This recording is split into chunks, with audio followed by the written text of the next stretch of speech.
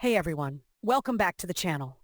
Today I'm diving into what might be the most embarrassing public rejection King Charles has ever faced. A devastating blow that signals just how dramatically the monarchy's popularity is plummeting before our very eyes.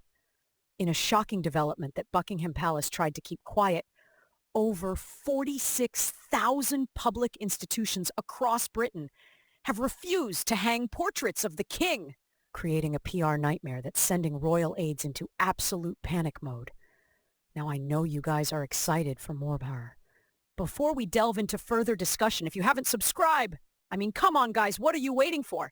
Hit like, subscribe, and ring that notification bell ASAP. So now, that's right. After the government spent a staggering $3.7 million of taxpayer money offering free portraits of His Majesty to public bodies following his coronation, a bombshell Freedom of Information request has revealed that a whopping 69% of institutions said thanks but no thanks to displaying Charles's face on their walls. This isn't just a minor embarrassment. This is a full-blown crisis that perfectly captures the monarchy's fading relevance in modern Britain.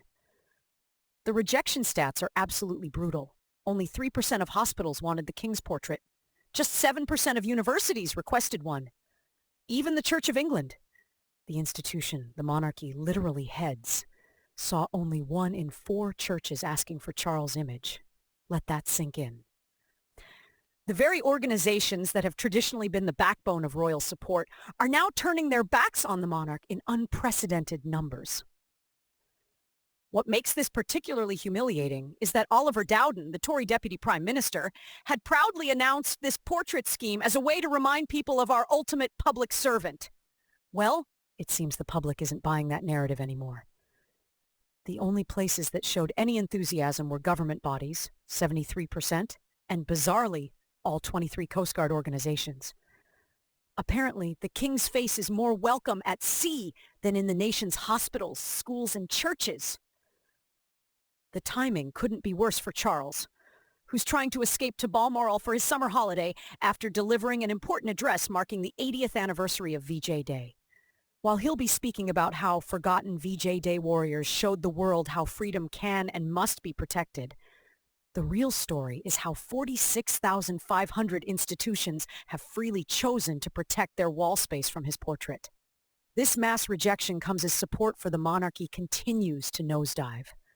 According to the latest YouGov poll, the percentage of adults who believe the monarchy is good for Britain has plummeted from 60% in 2019 to just 51% in March 2024. At this rate, monarchists could become a minority by the end of Charles' reign, a prospect that would have been unthinkable during his mother's time on the throne. The government's response to this embarrassing revelation has been absolutely laughable. Rather than addressing the clear message being sent by these institutions, they're worried about the public finding out WHO rejected the portraits.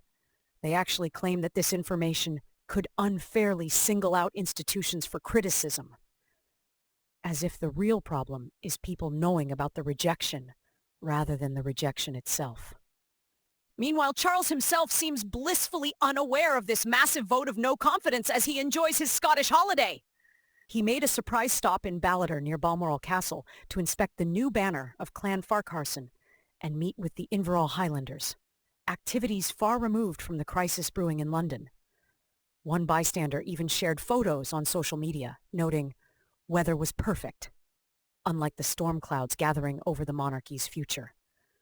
To add insult to injury, this portrait fiasco comes right after Charles became the subject of another embarrassing episode involving a creepy and soulless portrait painted by an AI robot with cameras in its eyes.